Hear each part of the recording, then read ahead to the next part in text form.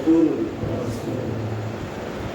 آمنت بالله وملائكته وكتبه ورسله واليوم الآخر والقدر خيره وشره من الله تعالى والبعث بعد الموت আমি সাক্ষ্য দিচ্ছি এই পবিত্র আনকা শরীফে আনকা শরীফে মসজিদ সবাইকে সাক্ষী করে আমি সাক্ষ্য দিচ্ছি আল্লাহ ছাড়া আল্লাহ ব্যতীত কোনো মাবুদ নাই, কোনো উপাস্য নাই। এবং আরো সাক্ষী দিচ্ছি হযরত মুহাম্মদ মুস্তাফা সাল্লাল্লাহু আলাইহি ওয়াসাল্লাম আল্লাহর রাসূল, আমাদের প্রিয় নবী। এবং নবীজি ঈমান আনার জন্য যা কিছুর উপর বিশ্বাস স্থাপন করার নির্দেশ দিয়েছে সব কিছুর উপর আমি বিশ্বাস স্থাপন করলাম।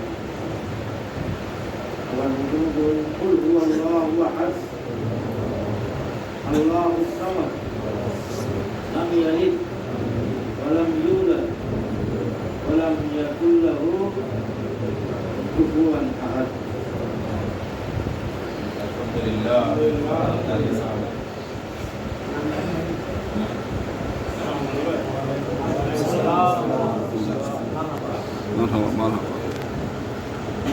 আমি আজকে আমাদের জায়গায় যে পবিত্র আনকা শরীফে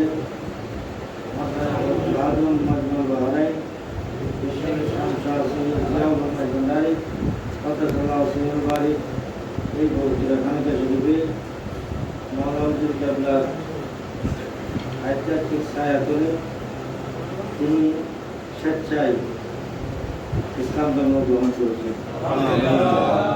আল্লাহর একাত্মবাদের স্বীকারোক্তি, নবীর রিসালাতের স্বীকারোক্তি দিয়েছেন এবং ঈমান সংক্রান্ত যত বিষয়াদি রয়েছে সবগুলোকে তিনি স্বীকার করে নিয়েছেন। তিনি একজন সৌভাগ্যবান বান্দা। হাদিসে পাকের আলোকে ইন্নাল ইসলাম ইয়াহদিমু মা কানা ক্বাবলাহু, ইসলাম ধর্ম গ্রহণ করার পূর্বে যত কিছু অপরাধ বা যত কিছু নেতিবাচক হতে পারে সব কিছু আল্লাহ তাকে ক্ষমা করেছে। আরো সৌভাগ্যের বিষয় শুধু মুসলমান হওয়ার বড় বিষয় নয়, ঈমান আনা বড় বিষয় নেই। ঈমান যেখানে ঈমানের সুসংরক্ষণ হবে, ঈমানের হেফাজত হবে, সেই জায়গা থেকে ঠিকানা দিয়েছেন।